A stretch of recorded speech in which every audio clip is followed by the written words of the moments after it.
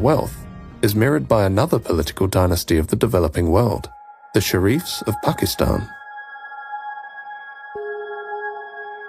The Prime Minister of Pakistan has been disqualified from office. The court also disqualified the country's finance minister, Ishaq Dar. This verdict was unanimous.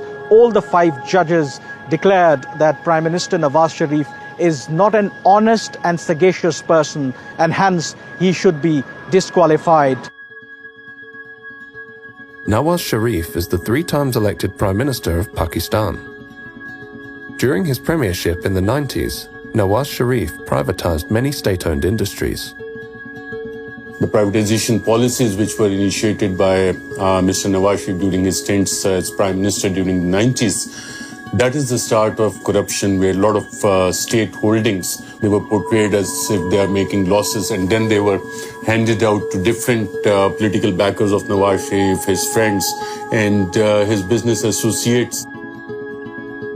The government of Nawaz Sharif then passed a law that the tax authorities in Pakistan could not question the origin of money that entered Pakistan from abroad.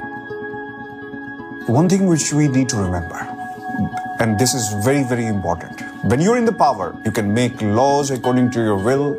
You can actually manipulate the system. You can bribe the people. You can get cuts from wherever you want. And this is what the Sharifs has been doing. And this is what they've been accused over the years. It's a close-knit family affair. In the case of Hudaybiyah paper mill, once you look at the directors and shareholders, it's only the entire Sharif family, the immediate blood relations, and a few cousins who are also mentioned as directors. To look at the shareholding of Ramzan sugar mill, that gives you an idea that it is run by Chief Executive Officer Mr. Hamza Shehbaz Sharif. Shehbaz Sharif is a younger brother of Nawaz Sharif. He was the leader of the Punjab Assembly while his brother was Prime Minister. He is accused of laundering tens of millions of dollars through the Ramzan sugar mill, a company owned by the Sharif family.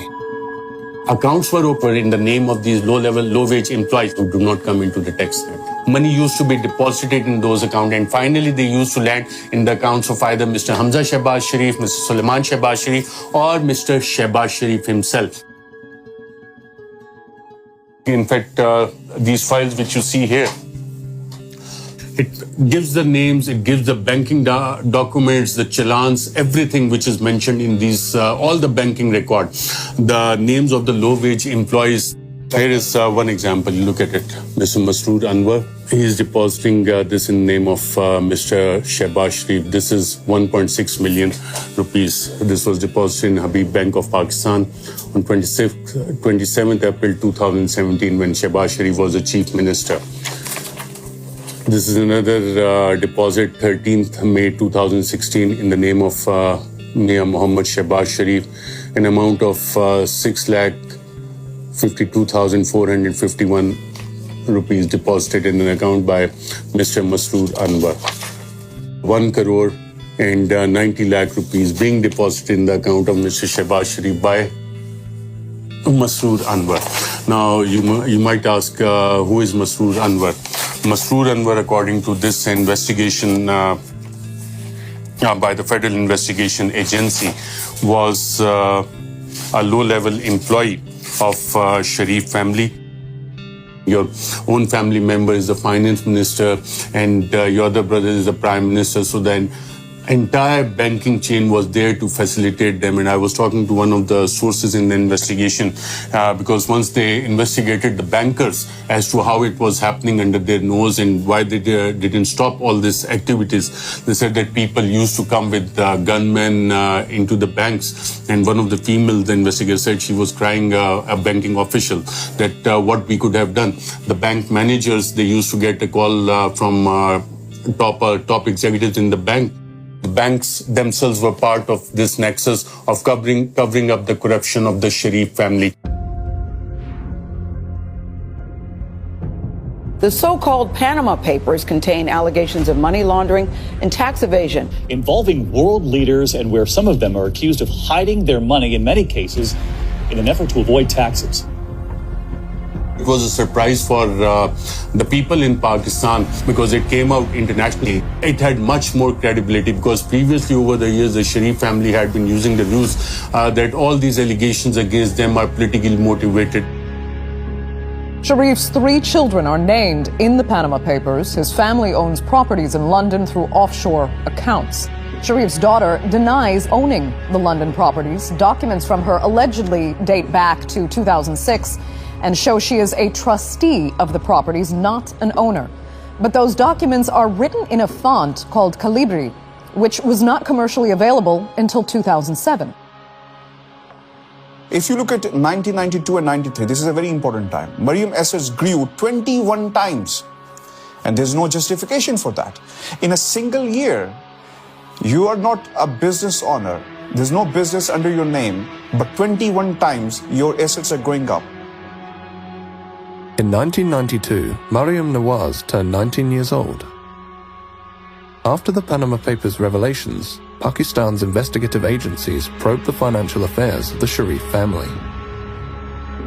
The joint investigation team basically found out that Mr. Nawaz Sharif could not justify the assets he had made from known sources of income. That was one of the main charges. The matter was sent for criminal prosecution. In criminal prosecution, there was a trial which went on for almost a year.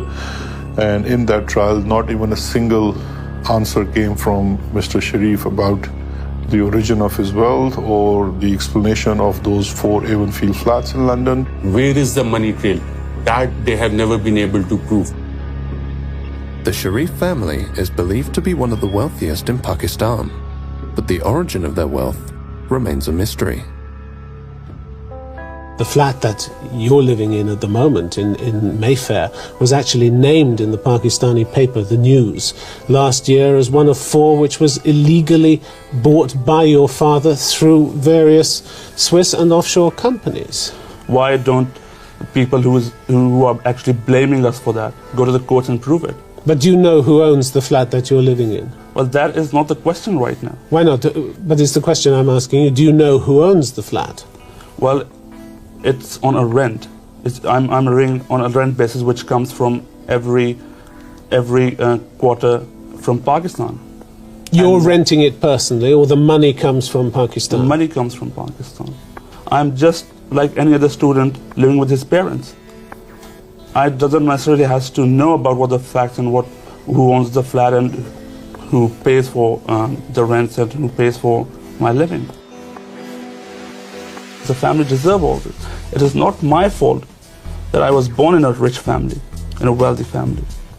My grandfather earned that with a hard work, sheer hard work.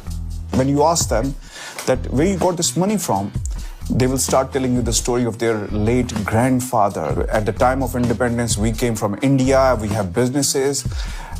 Seriously speaking, there's no business in the world which has no money trail. If you look at their tax filings, it doesn't come out as a big industrial family.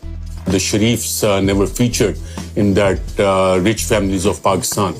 But now if you make a list of the richest families in Pakistan, then definitely Sharifs would feature in the top 10, maybe in the top 5, because exact amount of their holdings as to how much is hidden in Luxembourg, in UK, in UAE, in Saudi Arabia, what is in different bank accounts in the United States, that is not known. Whether it is $4 billion or $5 billion, that is not known.